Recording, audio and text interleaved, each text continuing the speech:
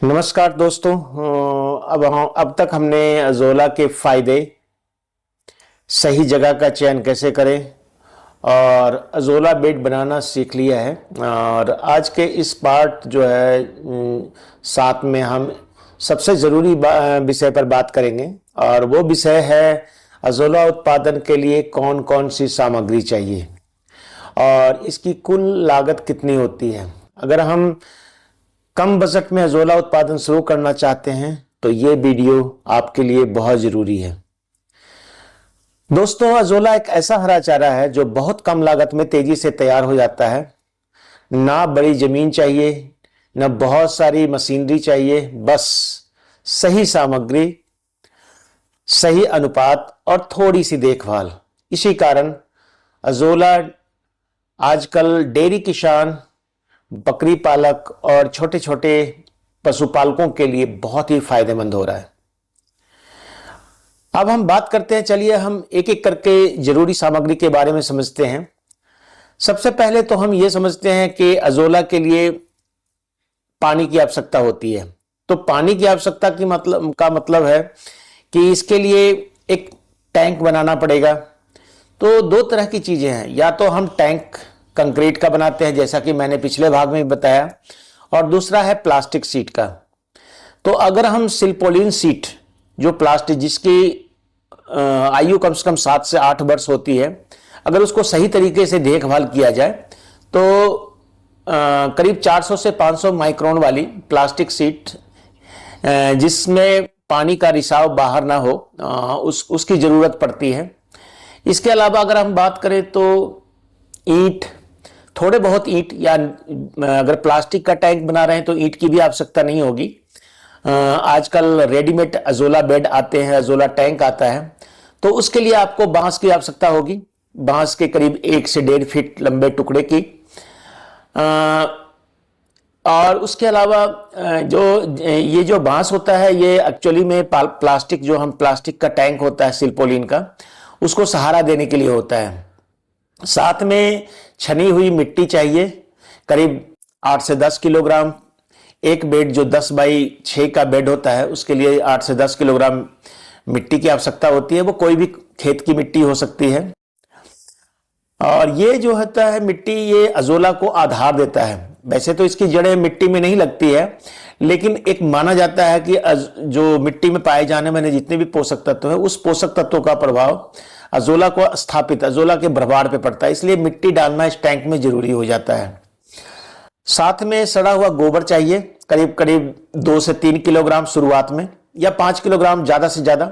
और यह भी जो गोबर आप यूज करेंगे या गोबर की खाद, वो कम से कम 15 से 20 दिन पुराना गोबर या 1 महीना पुराना, जो पूरी तरह से सड़ा नहीं हो, उसको हम प्रयोग कर सकते हैं। और ये जो गोबर है, ये पोषण देने के लिए जरूरी होता है।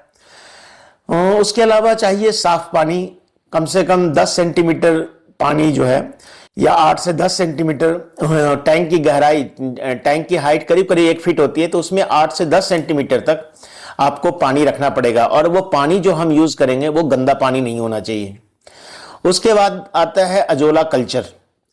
एक बेड में 10 बाई 6 के कम से कम 500 से 700 ग्राम अज़ोला कल्चर शुरुआत में डालनी चाहिए, जिससे कि इसके 15 दिन के बाद इसका जो बेड है या टैंक जो है वो पूरी तरह से अज़ोला से भर जाए।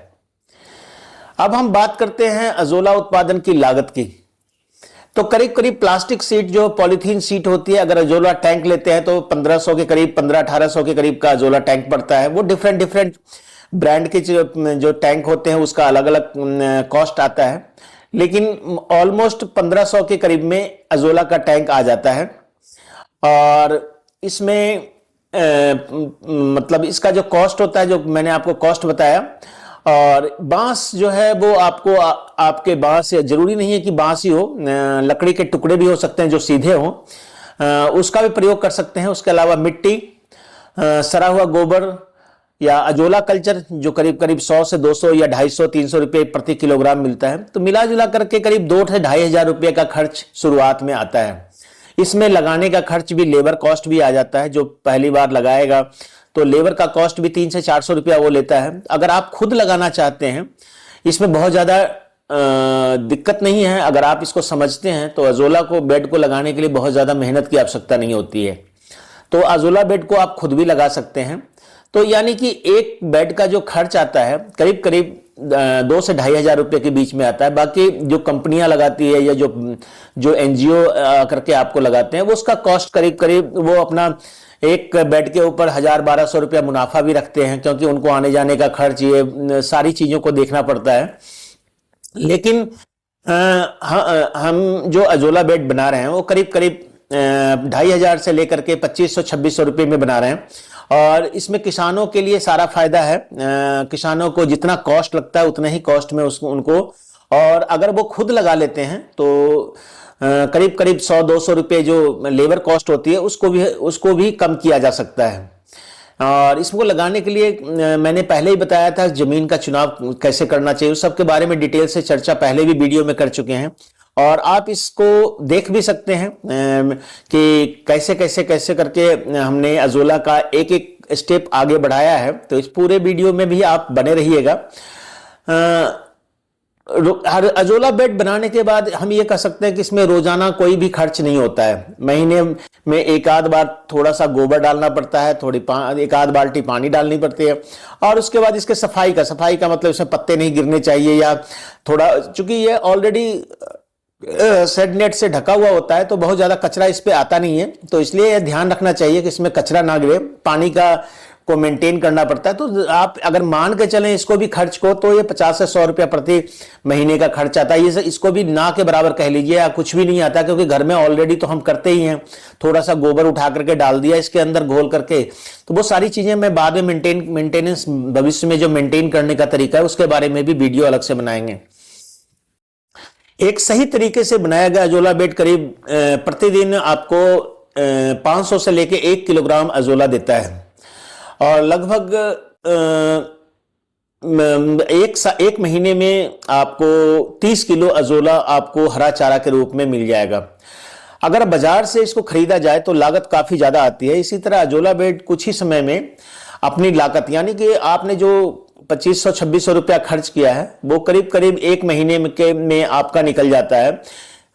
सीधे डायरेक्ट लाभ के लिए आप चाहे तो अजोला को बेच भी सकते हैं, लेकिन वैसे मैं बता रहा हूं कि जब पशुओं को खिलाएंगे तो उसका भी फायदा होगा, पशुओं के स्वास्थ्य में भी। तो आपको एक बोरी जो आप फीड खिलाते हैं, 1 से 1.5 बोरी, उसके फीड के बराबर ही इसका खर्च आता है, और पूरे वर्ष भर ये आपको हरा चारा देता रहेगा।